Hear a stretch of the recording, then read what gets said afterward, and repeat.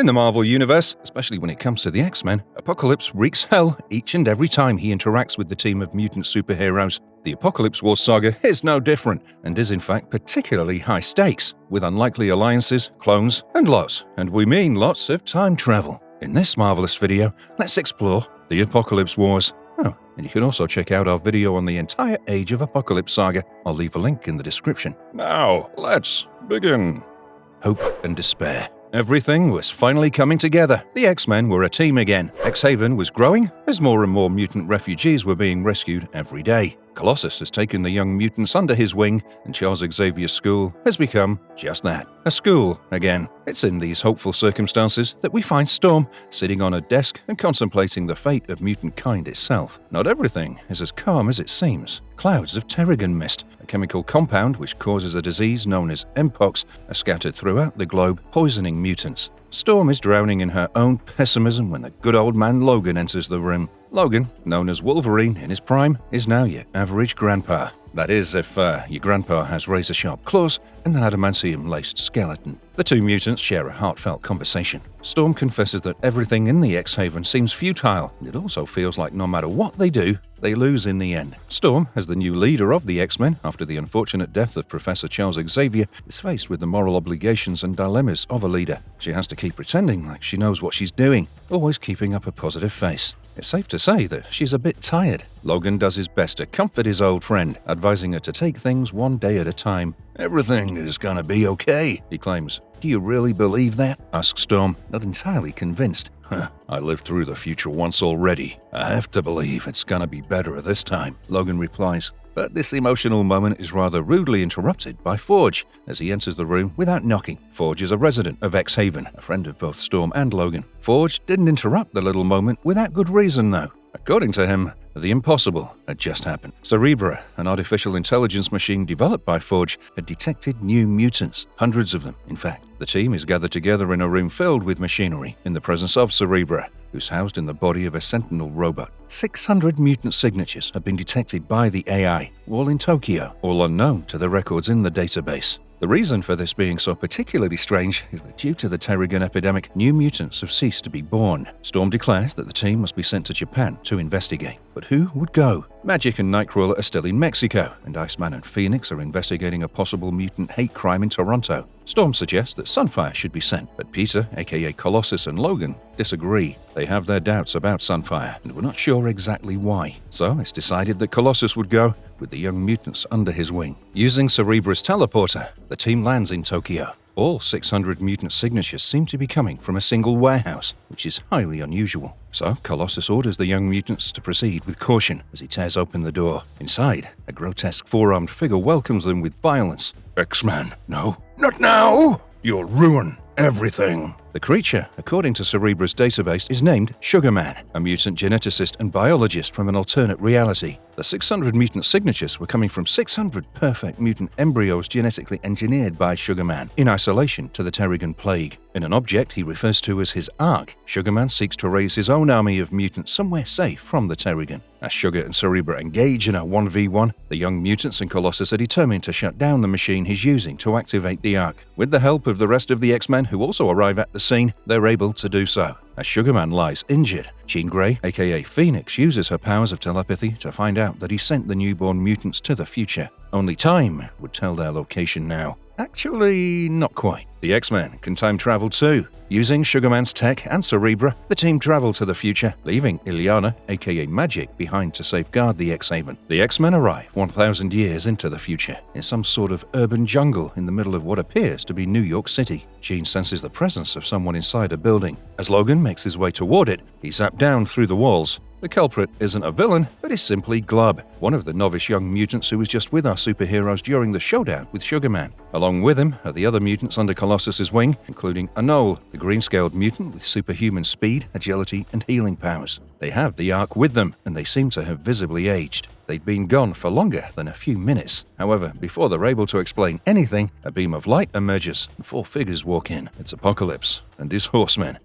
Things are getting strange. 5 days earlier, Magik, aka Illyana, was with a young girl named Sapna in the middle of Greenwich Village in Manhattan. Sapna was suffering from Mpox, but her symptoms weren't too bad. Some mutants have died instantly with Terrigen Mist, others just get a mild cold. Magic was taking the girl to a doctor, but not really the usual medical kind. After Magic knocked on a door, it was opened by Dr. Strange himself. The mutants had an appointment. Strange greeted the girls and guided them to the anteroom. There, over some tea, Strange conducted a cursory detection spell to discover the nature of Sapna's mutant abilities. It was discovered that while Sapna was in the mystical dimension called Limbo, she absorbed all the magical knowledge around her. Sapna's powers weren't magical at all, they were linguistic, and since all spells are just a language, she was able to absorb knowledge. The knowledge in question was vast, and according to Strange, Sapna was at her saturation point, but there was something else strangely noticed just below the surface of Sapna's consciousness. So he decided to take a deeper trip into the girl's mind with her permission. The girl agreed on the condition that Magic would accompany him. But just as Strange and Ileana entered Sapna's mind, a gruesome, dark, tentacled monster attacked them. The monster captured the two. "Go away!" Sapna yelled, and a beam of energy emitted from her decimated the monster. In the anteroom, Sapna, Strange, and Magic were back in reality. Whatever the monster was had gone. Strange was sure of it. At the very least, it wasn't anywhere near Sapna. Magic consoled the little girl by saying that she wouldn't let the monster hurt her. But that wasn't what the monster wanted anyway. "Hurt her?" asked Strange. The monster wasn't after Sapna, it was coming for Magic. We'll return to this storyline, but what had happened to the young mutants for them to age so much in so little time? The answer lies in Extraordinary X-Men, Issue 9. The comic begins with Colossus and the young mutants in the middle of the desert. Standing before a floating door, a group of mutants was about to enter when No Girl pointed to the other direction. What they saw left the team awestruck. It was a grand pyramid resembling the Great Pyramid of Giza, but bearing the face of the formidable supervillain Apocalypse. Oh wait, we haven't had an introduction to No Girl, have we? No Girl, aka Martha Johansson, is a disembodied brain with powers of telepathy, and Ernst is a physical friend with whom she shares a close, nearly symbiotic relationship. It's complicated to say the least, but we promise she's chill otherwise. Anyway, the team approached the pyramid, and No Girl's telepathy was picking up some thoughts, something about Lord Apocalypse. It was the Horseman of Apocalypse. "Master says you are mutants." "No more mutants. Allow." "This is his world," one of them hissed. The first Horseman attacked Glob. It was Deadpool, now as the Horseman, known as Death. As the other two were attacking Colossus, he ordered the children to take Sugarman's Ark and escape through the floating doorway. As the kids were escaping, they were stopped by the Horseman, who was once Moon Knight, but Colossus was able to free them. The young mutants had to leave their leader behind to fight, as they made a run for it. Upon entering the door, Anol, Glob, and No Girl found themselves in a room filled with spheres, each sphere seeming to contain a minuscule world inside them. The team had to pass through the maze of these bubble worlds to find someplace safe. As they were doing so, they ran into a cloaked goblin, or so they thought. Well then, what do we have here? It looks like we have 4 young kings on a quest, yes?" The creature inquired. It wasn't a goblin at all. It was a creature known as Mugam. Anol explained to the Mugam that they were from the past and had lost their friend Colossus in Apocalypse's desert world. The Mugam believed that if Colossus was in Apocalypse's kingdom, he was done for good. He advised the team to keep going as far as they could. The only problem was that they didn't even know where they were. So, a deal was struck. The Mugam would help the young mutants if they'd help him find dinner to fill his belly. He explained to them that they were in Magica, the domain of the Scarlet Queen and all that is mystical. The Mugam was now their own personal tourist guide. Or was he? Nope, he had no intentions to help the mutants at all. On the contrary, he wanted to devour them. He enlarged himself to a gigantic size, and the kids dashed away. But they didn't leave unharmed. The Mugam was able to crack the glass in which No Girl's brain was placed, but otherwise the mutants were mostly unharmed. They were able to escape. It was day 28, and the team was in a rowboat in the middle of Waterworld. The boys were being boys, freaking out about the fact that they'd die virgins if they'd get lost. For No Girl, though, something more serious was at stake. She was very quiet, and Ernst was unable to hear anything from her. Still, keeping high spirits, the team traveled on. It was day 68. The team entered a world dominated by technology. A robot resembling Iron Man's armor was the first to meet the team, asking who they were and why they'd come to Stark Self. In this world, Tony Stark was the Stark father, and he died long ago. But Stark Self, the last AI, embodied by hundreds of robots, lives on. Glob introduced the group as X-Men. He explained how they were lost and to find Colossus to do something with the Ark containing 600 mutant embryos. But the Stark Self weren't exactly good guests. They ordered them to leave. Worlds within worlds. The Stark Self explained that they were in 3549 AD in Omega World. Here, when Apocalypse rose again in the early 21st century, the Great Trials began. Entire races and civilizations were wiped out in lieu of Apocalypse's doctrine of survival of the fittest. What remained were the Atlanteans, the Inhumans, the Stark Self, the Wakandans, the Mystics, and the Moloids. But mutant kind had perished, so the Stark Self couldn't exactly help our young X-Men. Still, Ernst begged the robots to help revive No Girl. The robots took notice of the fact that Tony Stark, the Stark father, was an ally of the X-Men and would have helped them no matter the cost. So they agreed to help No Girl, but then asked the mutants to leave. It was day 123, and No Girl was in a new machine body. Then it was day 208, day 272, day 300, day 352, and finally, day 361. The present. The kids were in the last world when they finally reunited with the X-Men. They'd been trapped for a year, but there wasn't any time for pleasantries. The X-Men now have to fight the Horsemen of Apocalypse, Colossus included. Something happened to Colossus when he was left behind,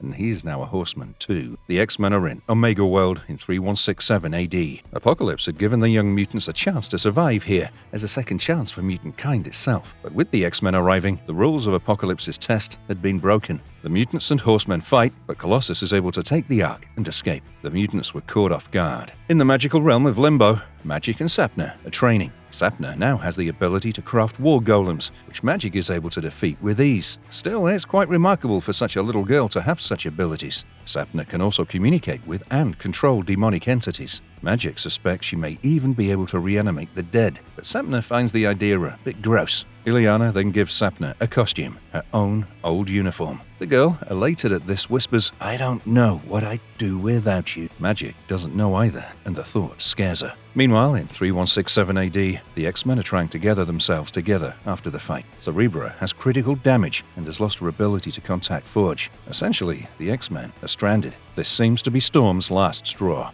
Everything seems to lead to mutant kind going extinct, she claims. If it's not the Terrigen, it's Apocalypse. If not him, it's something else. Everything we've been fighting for, this is where it leads, he claims. But she's countered by Robert Bobby Drake, aka Iceman. "No, this is not where it leads, Storm," he argues. "This is not where it ends. I won't let it." Iceman believes that this is just another test by Apocalypse. The team must keep moving. They must bring Colossus and all the new mutants within the Ark home. So that's what the X-Men try to do. On their way through Omega World, they come across the corpse of Galactus, arguably the most omnipotent villain in the entire Marvel Universe, now little more than a piñata filled with mole men. Anole thinks that this is the time for Glob to confess his feelings for Jean Grey, so the adolescent mutant tries. But just before he's able to get to the point, the ground begins to rumble below them. The mole men, who had been harmless to the young mutants in their journey through the Omega World, have turned hostile. But Phoenix, with her beams of cosmic energy, is able to decimate them. As the goddess of a mutant basks in her own aura of pure energy, Glob's eyes pop out in admiration. Back in the X-Haven, Forge occupied the control room. Magic asks him about the whereabouts of Sunfire. Forge replies that he sent him back to Earth, where he had some personal matters to deal with. For context, X-Haven is located in Limbo, safe from the Terrigen plague. Magic doesn't like hearing this at all. She has a deep sense of distrust for Sunfire.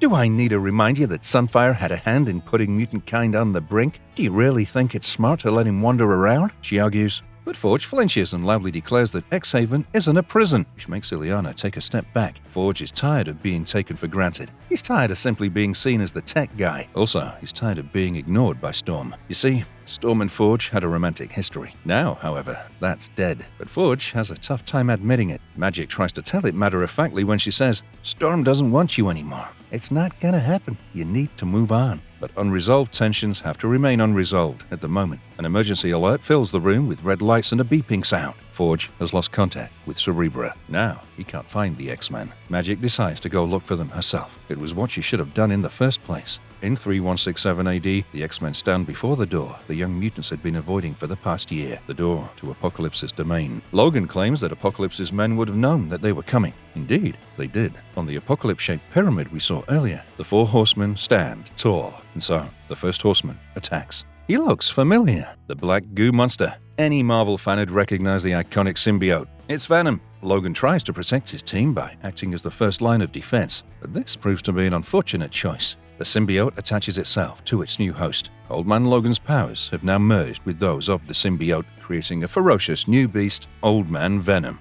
Old Man Venom. The X-Men are in deep trouble. Losing Colossus was bad enough. Now another one of the teammates has been made a scapegoat in the plans of Apocalypse. Desperately, Phoenix begs for Logan to hear her. "You can fight this. We can fight it together. Let me help you," she pleads. She then tries to telepathically communicate with Logan. She tells him to fight the symbiote, but Logan is sitting cross-legged in this plane of consciousness, almost in a meditative state. The moment he looks up, it's too late. The symbiote regains the little control it may have lost and attacks Phoenix, who defends herself. At the same time, Iceman takes Deadpool head-on. The wisecracking anti-hero is in a truly messed-up state. His mouth is sealed shut. "So someone finally figured out how to shut you up, huh?" jokes Iceman. Deadpool doesn't appreciate the quip. He slits open the stitches around his mouth and releases a swarm of flies from within it. Gross. The X-Men seek to save Colossus too, but even this seems unlikely. Colossus the Horseman is not Colossus the X-Man. He has no problems attacking the students he once trained, but even they learned a thing or two from their master. Colossus tries to attack No-Girl, but just as he does so, Ernst sends him crashing into a rock wall. "That was so badass!" claim the kids excitedly, but the jubilations don't last long. Colossus grabs Ernst and throws him into a wall too. "Lord Apocalypse gave you children a second chance, but you were too weak. You needed the X-Men," he says. "Now you will be punished." The situation looks bleak. In X-Haven, a little girl leaves a note before she leaves. It's Sapna. "Dear Ileana, please don't be mad at me, but I think I need to leave X-Haven." The note reads, there had been some things she was keeping from her mentor. Sapna's parents had left her when her powers began to manifest because they thought she was evil. Ileana told her that she's not, but Sapna believes that she is evil. Ever since her powers started, she'd been having nightmares. Nightmares wherein she'd do terrible things, wherein she'd murder Ileana cold-blooded. Now, the nightmares are getting more and more real. Sapna's afraid that they're not nightmares at all, but visions of what'll happen if she stays in X-Haven any longer. But this isn't the only reason for her leaving. There's also a voice which seems to be calling for her, telling her that it can help her, make her good again. Sapna doesn't know whose voice this is, but she knows where it's coming from, so she's going to follow it. "Ileana, you mean so much to me. I couldn't live with myself if I ever hurt you, so I'm going away now, and I'm not coming back unless I'm cured." The note ends. In Omega World, Nightcrawler teleports along with Storm and takes her inside Apocalypse's pyramid. They must find Apocalypse, and they believe that their best chance is somewhere inside the pyramid. There's only one problem. The place is filled to the brim with booby traps. Still, for one mutant with powers of flight and another with teleportation, this doesn't seem to be that big of an issue. Yet, this isn't the only threat within the pyramid. From the shadows, in the midst of the mutants fighting a booby trap of flying spears, emerges Moon Knight. "Khonshu likes your broken mind, devil," he claims. "You're almost as crazy as Mark Spector was. Maybe you can join us in here. There's always room for one more," he says, alluding to his multiple personality disorder. Nightcrawler decides that he'll handle the Horseman. Using his powers of teleportation, he grabs Moon Knight and then teleports him right above some spikes, into which he then impales him. Yikes! The duo contemplate its plan further. Seeing that the place is filled with booby traps, they decide to go right to the top of the pyramid. Before they do this, they hear a voice. "Storm, Nightcrawler, you should not be here." The source is a blue-bodied figure with purple cables connected to its body, sitting grandly on a throne. It's Apocalypse himself. Apocalypse had given everything to Omega World. It's now his body, and he is its heart. Mutant kind is extinct in Omega World. The X-Men's presence here means that Apocalypse will have to rise from his throne and wipe out mutant kind himself. But Storm is having none of it. She orders Nightcrawler to bring the Ark, and she strikes Apocalypse with lightning, commanding him to transform Colossus back to normal. But there's a problem. If Storm is to kill Apocalypse, the entire Omega World would crumble and everyone in it would die. Apocalypse calls mutants bacteria and his horsemen antibodies, who are attacking them just like antibodies attack germs. For him, mutant kind must be decimated. They do not belong in Omega World. Storm challenges this. She asks Apocalypse to send the Ark back. If mutant kind doesn't belong in Omega World, so be it. If that means that the X-Men would have to be killed, they'll fight with honor. But Storm doesn't want 600 unborn potential mutants to perish. But it's already too late. Apocalypse has destroyed the Ark, thus killing each and every one of the embryos. Storm is astounded, but before she can even process this information, Apocalypse grabs her by the neck. But before he's able to choke her, Nightcrawler teleports into the scene and stabs Apocalypse in the back. Apocalypse may just be dying, but this means that the Omega World will now collapse. "What have I done?" asks Nightcrawler, perplexed, defeated, and disoriented. You've killed us all," answers Storm. End of the world. Magic flies above futuristic cities and ancient ruins alike, bending time and space and all the laws of nature. She's in search of the X-Men, and they need her desperately. But in the middle of her quest, she feels a pull in her gut. There's something familiar in the world below her. She goes down to be welcomed by two cloak-wearing wizards. They know her. Anticipating a battle, she asks them to face her, but the wizards hadn't come to fight her. The ruins they were in, the nightmare of a world they were in, a product of their mother's powers. Only Ileana, they claim, can stop their mother. Ileana asks who their mother is, and the reply is horrifying. The grotesque wizards are the daughters of Sapna. She'd ended all life and built a kingdom of death. Now, Ileana had to murder her own protege. In 3167 AD, Omega World is crumbling down. Apocalypse is dying, and millions will perish when he does. Storm asks Nightcrawler to help her revive Apocalypse, but the teleporting mutant is hesitant. Apocalypse stopped 600 mutants from being born. Why should they help him? Storm has an answer. If Apocalypse dies, not only will Omega World end, they'll never be able to save Colossus either.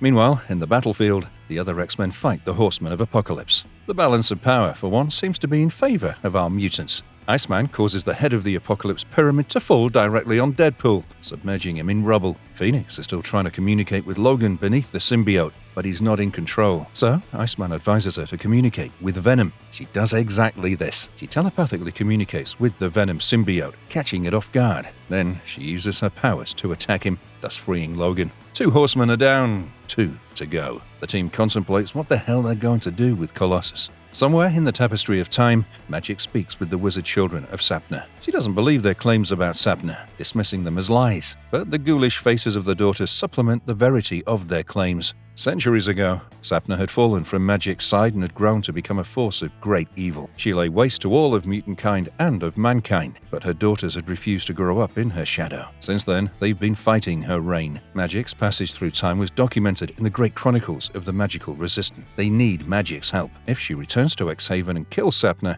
then her rise to power could be aborted before it even begins. But Magic outright refuses. She promises to protect Sapna, to raise her such that this nightmare would never come to pass. "My friends are in danger. I have no more time for this insanity," she declares. And with that, she leaves the timeline amidst the cries of Sapna's daughters, begging for their mother to be murdered. In 3167 AD, the X-Men must take on their friend-turned-foe, Colossus. Phoenix tries resorting to telepathy again, but Apocalypse has made Colossus's mind as impenetrable as his flesh. But there was one thing Apocalypse didn't prepare for. Out of nowhere arrives Magic. "You'll not lay another hand on them," she declares as she slashes her brother Colossus with her sword. Ileana's presence is truly a sight for sore eyes for the X-Men. She asks the team if they're okay, more or less reply in the affirmative. The X-Men then find Storm and Nightcrawler in the presence of Apocalypse. Logan tries attacking him, but this is stopped by Storm. "Logan, we need him!" she screams. The team must take Apocalypse back and heal him if they want to save Colossus. So, using Magic's powers, they teleport back to X-Haven. Forge comes running to find the X-Men standing before him. He's astounded by the presence of Apocalypse.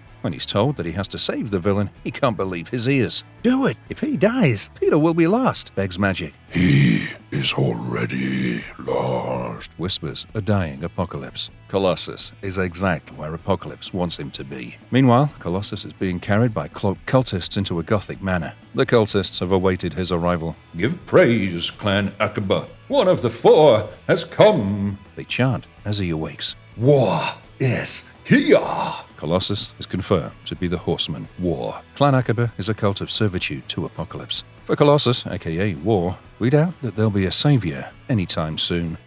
Magneto's X-Men. In the Uncanny X-Men issue 006, parallel happenings merge with the greater story of the Apocalypse Wars. Magneto is joined by a team of the most ruthless mutants alive to stem the threat of extinction amidst the Terrigen Plague. His team consists of Psylocke, Sabretooth, M, Archangel, and of course, Magneto himself. In War Room X, in a place simply dubbed as the Savage Land, Archangel's body is connected to a machine. He seems to be unconscious. A woman stands before her. It's Psylocke, his lover. She's been coming to visit him for weeks now, but she gets no response. This time, she thinks she's lost the plot. But just when she's about to lose all hope, she's exposed to a vision. Archangel, aka Warren, is communicating with her telepathically. In the stream of consciousness, she sees herself standing amidst rubble, with dead bodies scattered across the ground. Archangel emerges, shattering his costume, all dressed in white with his wings spread open. "I am with you, always, in spirit, if not in flesh, blood," he consoles his lover. But Psylocke can't believe this. She thinks it's a hallucination or some chemical misfire in her or her lover's brain. Or maybe it was a memory. But Archangel puts these claims to rest. This is not a memory. It's the opposite. It's a prophecy. But it's not a rosy picture. It's filled with rubble and violence and several clones of Archangel terrorizing the city. city. This, according to Archangel, is what'll happen if Psylocke doesn't stop him. This is what befalls the town of Green Ridge, he declares, and it's only the big... Psylocke walks into Magneto's room. They need to talk. Warren is waking, She says. This intrigues Magneto. He's been working with Archangel, trying to figure out if they are in fact dealing with Warren or his Dark Angel Sona, the version of him that became a horseman of Apocalypse. Psylocke acknowledges as much. She thinks that they might just be facing both. Warren's warning through the vision she just saw meant that Dark Angel might be returning. But if the Dark Angel returns, Psylocke doesn't know if she'll be strong enough to kill him again. If it's not the Dark Angel but Warren, she doesn't know how she'll face him. Magneto says that he's here to help, but even he hasn't seen the horrors Psylocke has. So that's what Psylocke shows him. She shows him the horrors she witnessed with Warren. Warren was one of Xavier's first students. He was a ray of hope for the X-Men in their darkest times, but when his wings were taken away from him, so too was his hope. Apocalypse seduced him into becoming his horseman of death. Eventually, though, Warren broke free from Apocalypse's mind games. He found his way back to the X-Men, to Psylocke. Yet this was only until the pull of Apocalypse's manipulation became too much. Apocalypse was killed, and Warren was chosen to take his place. He still tries to keep Psylocke by his side, choosing her to be his horseman of death. And she did, but not in the way he suspected. Archangel was killed, and from his demise, Angel was born, no longer tainted by the influence of Apocalypse. But he wasn't the Warren Psylocke knew either. Now, ever since Archangel reverted to his Archangel form, ever since Magneto found him, Psylocke has no idea what Archangel has become. She'd been waiting for something, some sign that her lover was alive. Now, she has it. Whatever she saw in the prophecy, whatever was happening in the town of Green Ridge, she believes that it's happening now. So, without further ado, Magneto and Psylocke leave for the town aboard the Blackbird, Magneto's personal aircraft. Archangel is left behind under Ferris's supervision. Meanwhile, in New York City, Sabretooth and Monet are on another mission. Sooner or later, everybody falls for faulty intel, Monet. It was bound to happen to you too, says Sabretooth. They're waiting for someone in a back alley. Except Sabretooth believes that Monet has been stood up. No one seems to be coming. The awaited informant allegedly carries a message about danger to mutant kind. Sabretooth believes it's a hoax, but then he smells a scent. They weren't alone, after all. But the informant is hiding. Begrudgingly, Monet and Sabretooth decide to follow the scent under a manhole into the city sewers. At this point, even Monet is convinced it's a trap. Still, they go on looking. The tunnels evoke bad memories within Sabretooth. Memories of a time he used to commit outright massacres within them. But as he recounts these memories, he's attacked. Callisto emerges from the shadows and pierces Sabretooth's flesh with a dagger. Callisto is the leader of the Morlocks, mutants who live in the subterranean sewage tunnels of New York City. You X-Men have fallen a long way, letting this monster in your ranks, she says. Sabretooth's past as a villain still haunts Callisto. She simply can't believe that he's changed. She was here to deliver a message to Monet. She didn't expect Sabretooth to be with her. Now, she wants to murder her enemy. But Monet is able to mediate the fight and stop the violence. For now, the future of mutant kind is at stake here. Monet asks Callisto to tell her why she'd called her. The reason is simple, but terrifying. The Morlocks are dying. Again. In Green Ridge, Colorado, Psylocke and Magneto are dressed in plain civilian clothes. The city looks normal, idyllic even, but it looks a little too normal. Both the X-Men believe that there's something evil at work here. Magneto's been trying to read the minds of the people around him, but they all seem to be conditioned to resist psychic probes. As for Psylocke, all she's getting is a feedback loop of fragments of religious sermons playing over and over again. The place is clearly a cover, but for what exactly? Magneto's answer? The Dark Riders, foot soldiers of Apocalypse. Maybe Warren was trying to tell Magneto about the presence of their forces here. And the swarm of Archangels Psylocke saw in her vision, it was Warren warning her that the Dark Angel was awakened. The whole town seems to be headed to a tent. The town is deeply Christian, and there seems to be some sort of sermon going on. A priest is overjoyed. Our savior is among us, he exclaims as he draws the curtain open to reveal this so-called savior. Magneto and Psylocke are left shell-shocked. It's Warren, and he's wingless. I'm so glad you could join me today in this time of spiritual and physical healing, he declares. Something very fishy is going on here. Meanwhile, on live TV, Storm reinforces the X-Men's commitment to protect everyone, whether mutant or not. A senator, who's a guest commentator on the new channel, doesn't seem convinced. The scrawny old politician is very anti-mutant, claiming that mutants have and always will pose a threat to the way of life of the mainstream American population. While the news anchor defends the X-Men, the senator is fixed in his views. He cites the recent sinking of the island nation of Genosha as a ploy by the X-Men to terrify the world. For Senator Lachlan, the X-Men are terrorists. Sure, they target supervillains who threaten the lives of all people, but in his view, anyone could be branded as anathema to mutant kind. Needless to say, Lachlan's stance against the X-Men is very unforgiving and doesn't seem to be changing anytime soon. In Tibet, Zorn asks the leader of one faction of the X-Men, Magneto himself, if he seeks to terrorize the world. Zorn's powers are similar to those of Magneto's, as he examines exhibits the abilities of gravitational electromagnetism by virtue of a star in his head. Magneto has an interesting answer. The hostility of the world toward mutant kind is nothing new for him. It's existed since time immemorial, but Magnus believes that for the survival of mutant kind to continue, its enemies must be wary. If, in this effort to ward off enemies and protect his people, Magneto terrorizes the populace, then so be it. Zoran is satisfied with this answer. Magneto's presence in Tibet is not without purpose. Didn't sink the island nation of Genosha to send a message to his enemies, as the news media claims. Instead, he did it so that he'd never again attempt to create a mutant refuge there. Zoran agrees with this thought process, so he helps Magneto. Magneto's state, almost dead and defeated, mandates that he received help. Zoran compares this state of Magneto to that of mutant kind itself, but Magnus says that the similarities are only to an extent. Magneto is willing to fight, to use his anger to dig his way out of the grave. His people, they, on the other hand, don't seem to be quite there yet.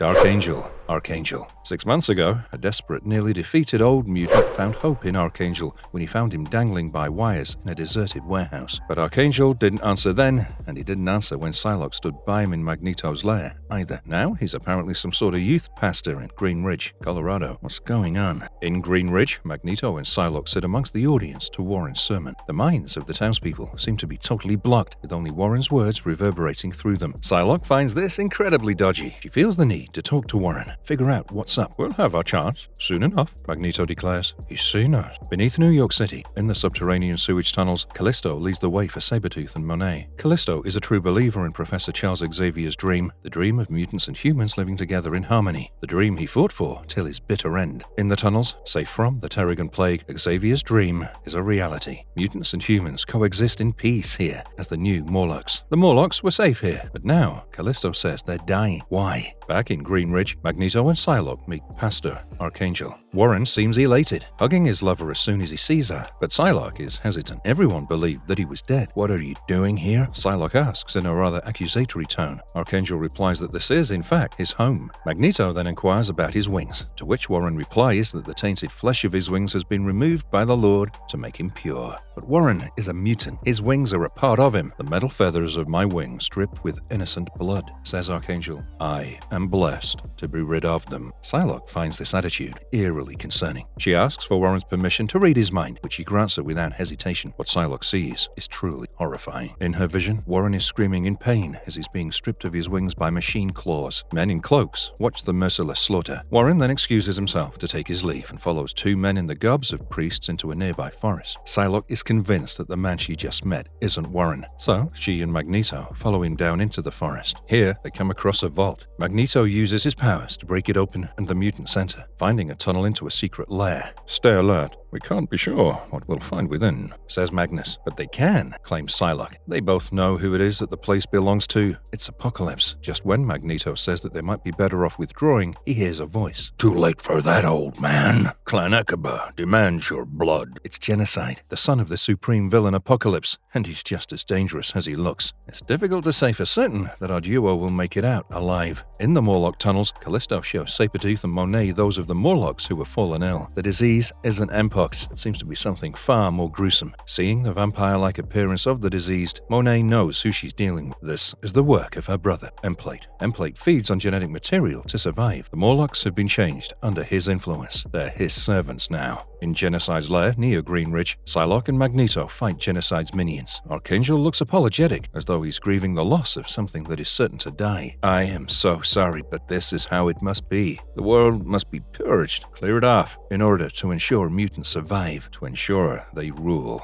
This comment enrages Magneto. He prepares to decimate the fake Warren with his electromagnetic powers, but just before he's able to, Genocide strikes both him and Psylocke. As the mutants lie on the floor, unable to get up, Genocide and the new version of Warren walk away. Was it all a lie? A trick? What was going to happen to them now? Back in the abandoned warehouse we saw earlier, the old man embraced the body of Archangel. The mutant uttered only 3 words. Ensure mutants survive. This was all the message the old man needed. The angel had uttered a guiding principle, reminding the man of his purpose purpose of his mission. The Earth itself may have turned itself against mutant kind, but the man wasn't going to. The message was to stand against the apocalypse. In War Room X, within the Savage Land, home to Magneto, Ferris the robot supervises the anatomy of Archangel. Though his body exists here, connected to wires, his consciousness is absent. For all intents and purposes, Archangel here is nothing but another lifeless machine. Strangely, Ferris finds an odd sense of comfort in this. In the hidden Akaba city beneath Green Ridge, Psylocke awakens in some kind of prison. She doesn't know where she is and has a headache. Using her powers of telekinesis, she picks open the lock, jolting the door open. Immediately, two Akaba clan soldiers run to attack her, but she effortlessly defeats them. She kicks one of the soldiers' helmet off to reveal his disgusting, diseased visage. His flesh has been warped by genocide's radiation and mind twisted by Akaba propaganda. Magneto, where is he being held? She asks in a tone designed to intimidate, but she doesn't get an answer, with the soldier saying that she'll never find him. Psylocke doesn't like hearing this. She hurts the soldier and then leaves the prison, looking for help. In another room, she sees Warren begging Genocide and his henchmen for mercy. Maybe if I'd had a chance to explain, maybe they would have seen that you're trying to help me too, he begs. But Genocide dismisses this and continues with his brainwashing of Warren. Genocide convinces Warren that his wings were a disease, permanently attached to the corruption of Apocalypse. By bearing the weight of his deformity, the Akaba clan was doing him a favor. Psylocke sighs at her partner's naivety. She's hiding away from the sight of Genocide and his men, but she's not alone.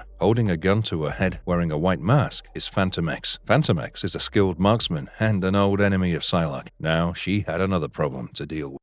Mercy for the Morlocks. In the Morlock tunnels under New York City, the diseased Morlocks are attacking Sabretooth, Monet, and Callisto. Monet's brother Emplate is using them to kidnap others on his behalf, to feed on their bodies. Emplate communicates with Monet through the Morlocks. He needs her help. That's why he beckoned her. As Emplate's Morlocks escape, kidnapping other Morlocks with them, Monet chooses not to stop them. Instead, the trio will follow them right back to their master. Back in Akaba City, Psylocke and Phantom X battle it out in a 1v1. Phantom X isn't a servant of the Akaba clan, but he says he's come to eliminate Psylocke. Shattering his ceramic-plated anti-telepathy mask, Psylocke tries to figure out why Phantom X is really here. But his powers of misdirection deny her this knowledge. For Psylocke to find this information out, she needs to dig deeper somehow. Phantom X truly holds a grudge with Psylocke for things she's done in the past. The two once shared a romantic relationship. Now there's no love lost between them. Though it hasn't been spelled out to him in his marching orders by his superiors, he still wants to assassinate her. According to Phantom X, the Akaba clan members allowed her to escape. They want her to summon Archangel. As Psylocke looks at Phantom X and his thoughts, all she can see is death. Phantom X, without knowing about Psylocke's associating with Magneto, had come to murder Psylocke in the interest of Magnus. But Magneto and Psylocke are allies now, aren't they? Psylocke puts Phantom X to dust and leaves to find Magneto on her own. Then she'll decide if she has to kill him or not. In the Morlock tunnels, Monet tells us more about her brother. Emplate is a fiend, a psychic vampire who's out of sync with reality, being anchored by feeding on the bone marrow of mutant. He'd nudged the Morlocks into bringing his sister to him. Now she needs to know why. Monet, Sabretooth, and Callisto enter a room which houses Emplate. The vampire greets his sister, thanking her for visiting. The ruse about mutant kind being in danger, he knew that was what had light a fire in the pants of the X-Men. I know your food supply is running low, brother, but I'm not gonna let you hurt any more Morlocks, declares Monet. But Emplate says that he doesn't want to fight. Instead, he needs his sister to save him. In the Akaba City, Psylocke tries to find a friend in the psionic plane. Sabretooth, Monet, especially Magneto. She needs to find someone and tries communicating with them telepathically, albeit to no avail. The next thing Psylocke sees disturbs her very conscience. She witnessed a room filled with Archangel bodies dangling like carcasses of animals in a butcher's shop. She knows what they're trying to make her do, but she can't control herself. He does it anyway. Warren, Archangel, I'm sorry, but I need you. Several miles away in the Savage Land, Archangel, who until now was lifeless, breaks away from the wires holding him and rushes to his lover. In Green Ridge, Colorado, Magneto is imprisoned. Outside his prison, Pastor Warren teases the old mutant. Except Psylocke was right. It wasn't Warren after all. The identity of the mysterious figure is revealed. It's Mystique, the shape-shifting mutant. Magneto had the foresight to bring Mystique and Phantom X for backup, but he hadn't told Phantom X about Psylocke. Now, he wants to take on Apocalypse and Genocide, pay them back for their trickery. Beneath New York City, in the Morlock tunnels, Sabretooth tries to attack Emplate, but Emplate's power of genetic malformity allows him to displace his flesh at will. Emplate phases out during Sabretooth's attack and then phases back in, grabbing the burly mutant by the face. Callisto tries attacking him, but she's no match for Emplate either. He's ready to consume them both, but he's stopped by his sister, Monet. Monet believes that Emplate has called her to kill her, but quite the contrary. He brought her to him because only she can save him. In Akaba City, Magneto and Mystique team up to look for Psylocke. The next time you need help escaping a torture prison, don't look to me for help, jokes Mystique. But what makes you think we'll survive her next time? Counters Magneto. The duo hears a screaming sound. They follow it and find Warren. It isn't clear if he's real or fake, but whoever he is, he's in pain. The Akiba clan members have removed his wings. The harvest is complete. Magneto believed in Warren. How could he let this happen? But Archangel's brainwashing is complete. He genuinely believes that his wings were evil and that the Akiba clan did him a favor by removing them. But Genocide's intentions are far from benevolent. He wants to repurpose Warren's wings to create an army of Archangel drones. He'll use them to create a brutal, cruel paradise where only the strongest survive. Like father, like son.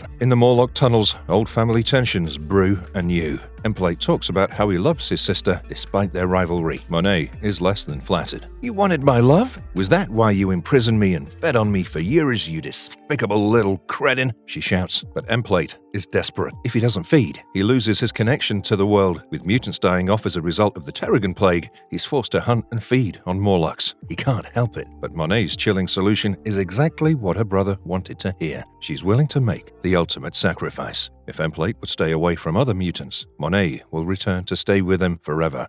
Genocidal wrath. In the Akiba city, Magneto is furious. He's disgusted by Warren, by his cowardice. You want this traitorous angel, Genocide? You can have him, he says, throwing Warren to the floor, using his electromagnetic energy. He then tries to take on Genocide directly. As for Mystique, she grabs the fallen angel. But it's too late for the X-Men to accomplish anything. Genocide will be known as the bringer of apocalypse, for it has begun. As the townspeople gather to look at it, there are murmurs about the host's arrival. The bringer of wrath has come to punish them for their sins. It's just like Psylocke saw in her vision. Archangel has come as he was summoned by Psylocke. With him, however, are a swarm of Archangel drones. The Death Flight has risen. Genocide sees the Death Flight as the harbinger to the new world, a world wherein the unfit are exterminated and the powerful survive. I would have thought you'd love this, Magneto, He says, unless you don't think the mutants are strong enough to survive anymore. The townspeople are distraught. The Archangel drones are singing a terrible, screeching song, piercing the ears of human beings.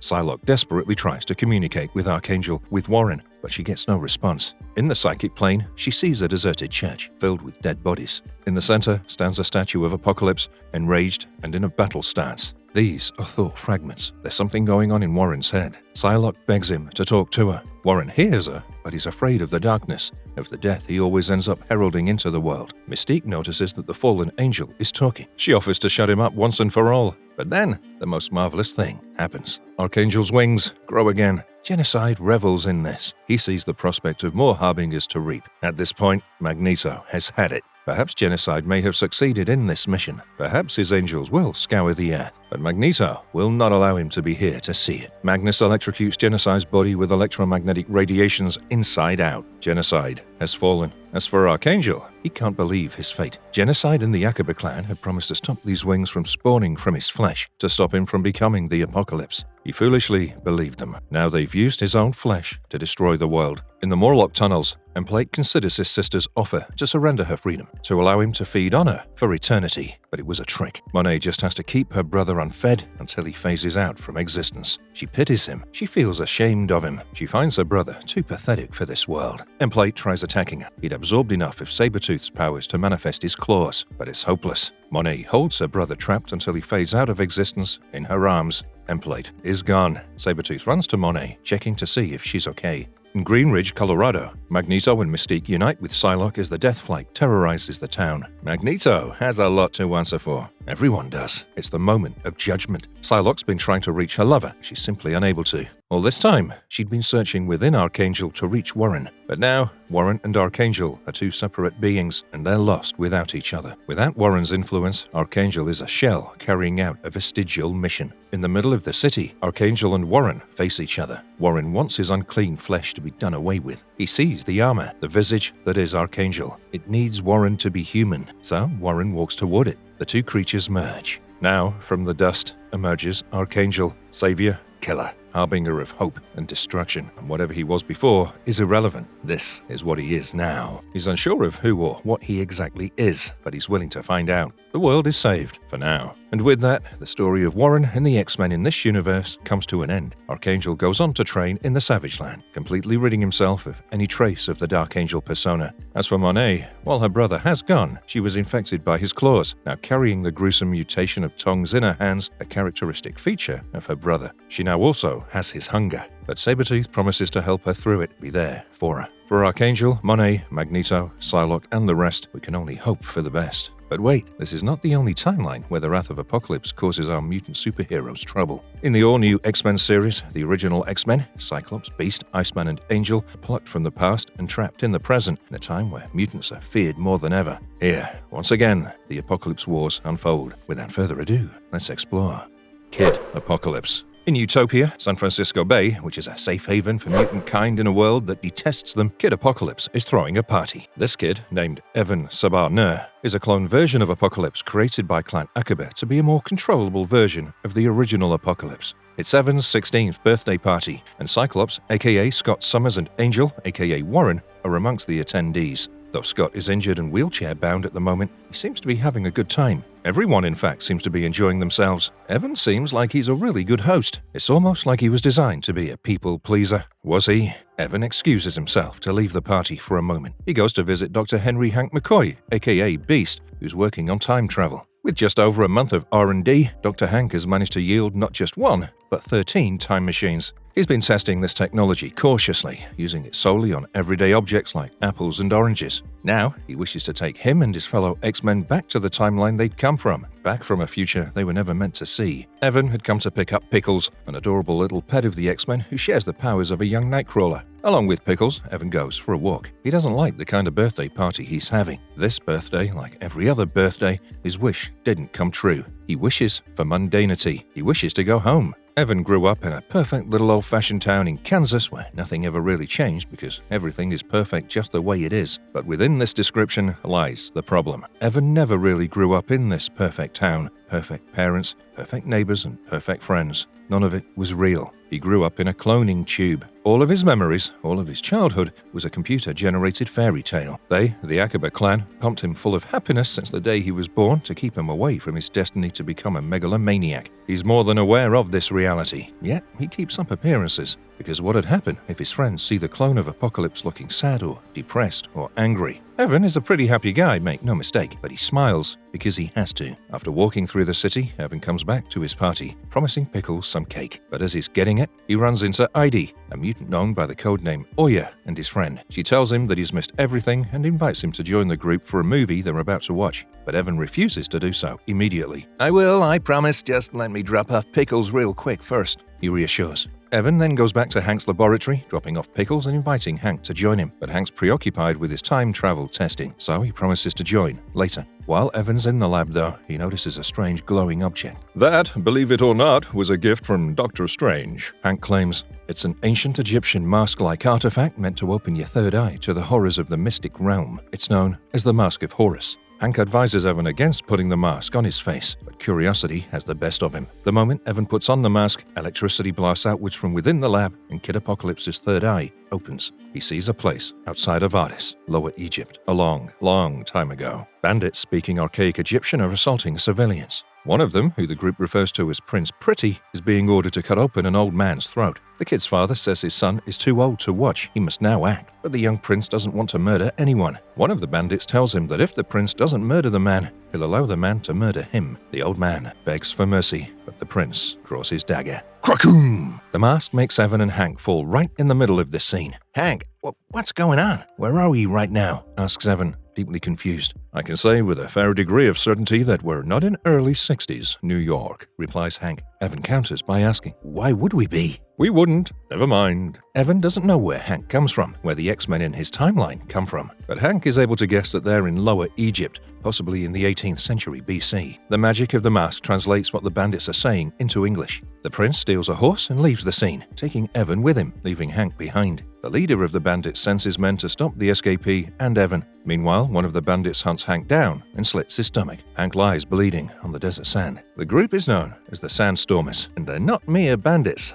but nomadic warriors. They're hell-bent on recapturing Evan and the prince, who are in turn hell-bent on escaping. Evan offers to substitute flight with fight. He has super stretchy limbs and 6 hours of training by a man called Wolverine, both valuable gifts in the battle arena, but the escaping warrior prince thinks it's better to just make a run for it. So that's what they do. As Hank dies slowly and painfully by his festering gut wound, the warriors stand and watch even as the sun rises. Evan and the prince, however, are able to get rid of the Sandstormers by climbing past a city gate which won't open again until morning. As the two find refuge in a safe observatory tower, the prince tells Evan that he has some questions for him. Evan is able to respond in fluent Egyptian, and he has no clue how. But that's not what the prince wants to ask. He removes his mask to reveal his identity. It's a clone of Evan himself, but bald. "I want to know where you've come from and if you'll take me back there with you," says the clone. Evan is, quite simply, awestruck. But the boy isn't actually a duplicate, he's the real deal. The boy, and Saga, is the one who will grow up to be the tyrant Apocalypse.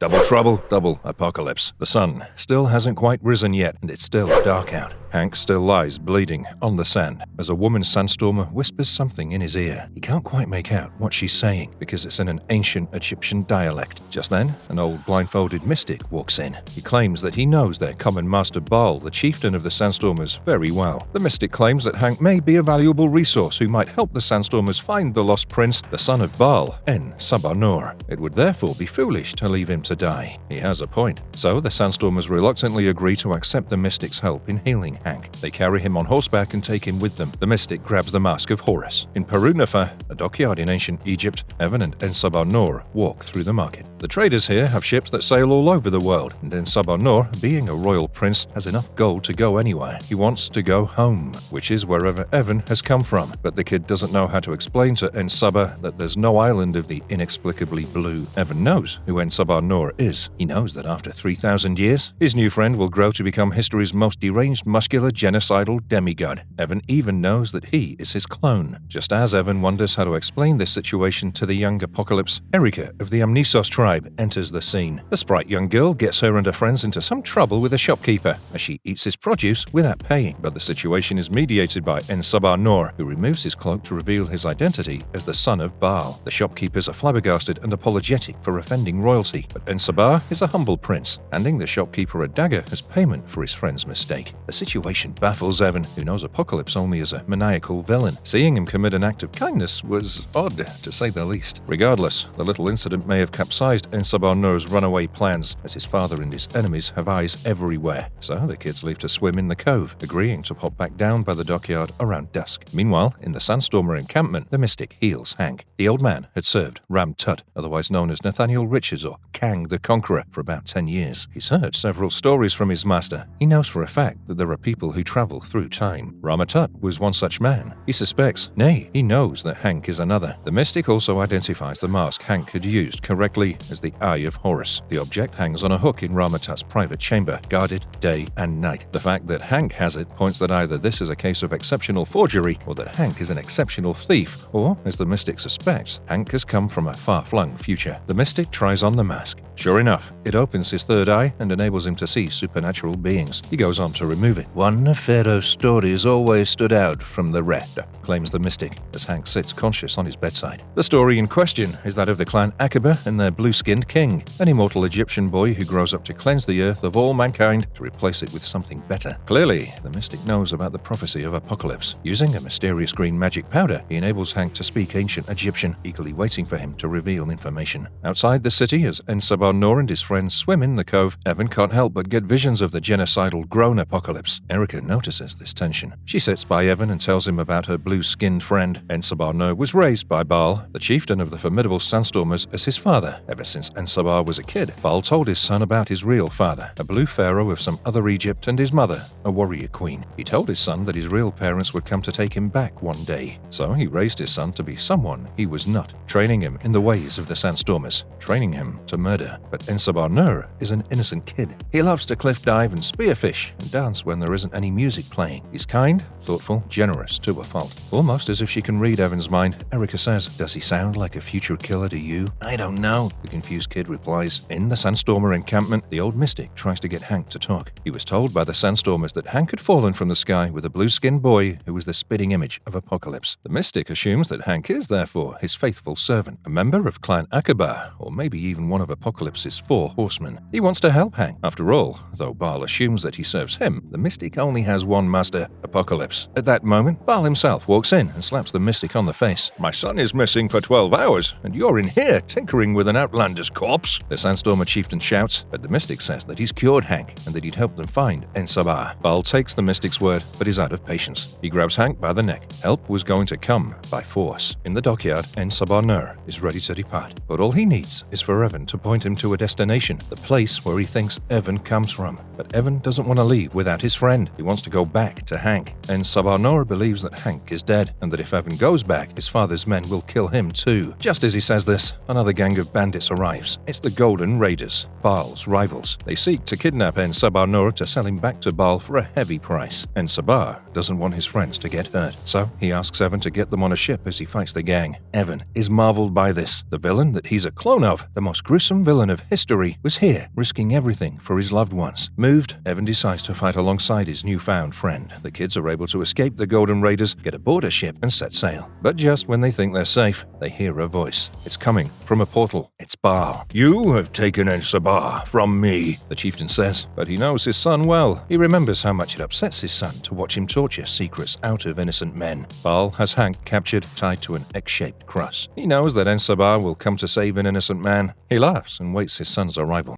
Apocalypse Origins. Evan thought that putting En-Sabah Nur on that ship was the right thing to do, but the moment Baal sent his magic message, En-Sabah drove off the side of the boat to swim back ashore and to go save Hank, who's no more than a stranger to him. Evan almost reached down to yank him back aboard. He wanted to prove that a world without Apocalypse can exist. He wanted to keep the kid away from his destiny, but apparently even time travel can't achieve this aim. Evan declares that he won't rest until En-Sabah Nur is safely out of Egypt. At that moment, however, he's on horseback alongside En-Sabah, waiting at a spot where Baal arranges meetings with his rivals. The boys strategize a plan of action and make their way forward. They find Hank still tied to the cross. Hank, thank God. Are you okay? Asks a worried Evan. The answer is no, he's not. But the boys are able to free him, yet En-Sabah finds the situation very weird. This has to be a trap. His father's known for waging war, for battling into death. Death? Asks Hank. En-Sabah, your father doesn't want you dead. He wants you home, he declares. Just as he says this, the mystic arrives and uses his magic on En-Sabah, gaining control of him. It's a means to an end, the old mystic declares. He claims that En-Sabah would understand this when he's older. Evan tries to help his friend. The mystic uses his magical powers to create a cyclone, disorienting Evan and Hank. The mystic escapes from the place, taking En-Sabah Nur with him. A group of sandstormers come to assassinate Evan and Hank, but the boy has had enough. He defeats all 3 of the sandstormers on his own. Later, on horseback, Hank and Evan discuss their plan of action. Hank believes that since the Eye of Horus is what brought them to this timeline, it'll be what takes them back, so they have to retrieve it from the Sandstormer base camp. But Evan has other plans. The fact that En-Sabah set everything aside to save a stranger moved him deeply. He wants to save En-Sabah Nur. He's not a monster, but Evan's hero. But Hank refuses to save him. He doesn't want to interfere with the timeline anymore, fearing the butterfly effect. Still, Evan is determined to save his friend. He wants to change En-Sabah's destiny, to make it so he never becomes Apocalypse. Hank tries to change the kid's mind. You are the clone of Apocalypse. If En-Sabah never becomes, he's cut off. I don't care. It's not right. It's not fair. And it's not happening. With that, Evan leaves to save En-Sabah. Whether with Hank's help or not, in the middle of the Sandstormer encampment, Baal declares that if he wants his son to behave like a Sandstormer, he'll need to treat him like one. As the boy stands trapped unconscious by the mystic's magic, his father tells the Sandstormers that he must be tested. The boy must be bruised with fists and swords, and then, and only then, En-Sabah Nur would be remade. Either that, or he'll die whimpering in a pool of his own blood. As the father orders his own troops to mercilessly torture his own son, Evan rides in to save his friend. Baal is tired of his men not being able to kill the kid. Now, he wants to kill Evan himself. Meanwhile, Hank looks for the mask, the Eye of Horus, but he's unable to find it. The mystic notices this and tells him that the eye is locked up tight. He offers a trade. If Hank tells the mystic a story from his far-flung future, he'll return the Eye of Horus. Evan fights Baal with all his might. He doesn't care about the beating he's taking, about how far his limbs are meant to stretch, about Hank's stupid timeline, but he's not leaving without Ensabar-Nur. Apocalypse ends here, or Evan does himself. In the middle of the fight, Hank jumps in with the mask and tells Evan that they're leaving. Evan refuses, screaming that they have to save Ensabar-Nur, but Hank denies this. "I'm sorry, my friend,